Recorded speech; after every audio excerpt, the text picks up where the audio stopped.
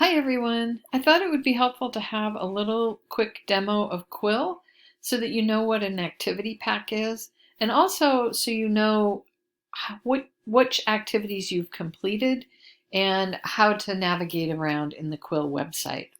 So when you log in, you'll come to this main page that allows you to click into your class. I think all of you have figured this out already. Just click into the class that you're already a part of. And this page, notice it shows you all activities, the activities you need to do still, as well as your completed activities. And we'll take a look at each of these in just a minute.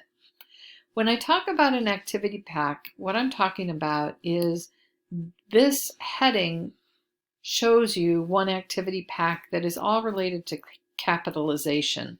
So everything below that is about capitalization, and that's all one activity pack.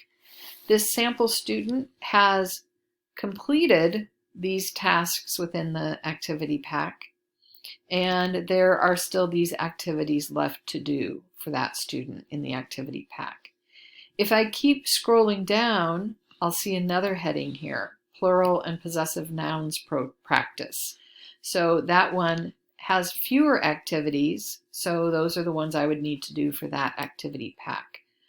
The next one is pronouns practice, and here I have even fewer activities to do.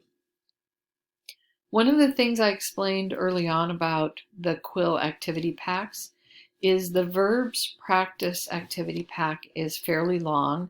There's many activities within this activity pack, and some of them take a little while. So if you have been assigned to do the verbs practice activity pack, then you can break it into two different weeks. So you can do half of the activities in this pack one week and the other half the next week. So within a particular activity pack, again, once you have started the activities within that pack, it will show you down below which ones you have completed and which ones you have yet to do. You can also go to this activity page, the to-do page, and it will show you only the ones that you have left to do within a particular pack.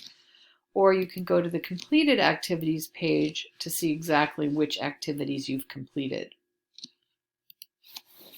When you're in the all activities area, something I want to point out is it shows you what your level of proficiency is with a particular skill. And if you have nearly proficient or not yet proficient, it will show with a red little icon here. The nearly proficient is this yellow or orange color. And you can always replay that particular activity to gain a little bit more proficiency, a little bit more skill. The goal, of course, is to have all proficient scores, but even if you have some nearly proficients, that's probably okay. What you would definitely want to replay is when you have a score that says you're not yet proficient. That's something that you really should keep working on so you gain some confidence and proficiency in all of the skills that you're working on here. All right, I think that should show you everything you need to know about the activity packs in Canvas. Let me know if you have any questions, or not in Canvas, I'm sorry, in Quill. All right, thanks everyone, bye.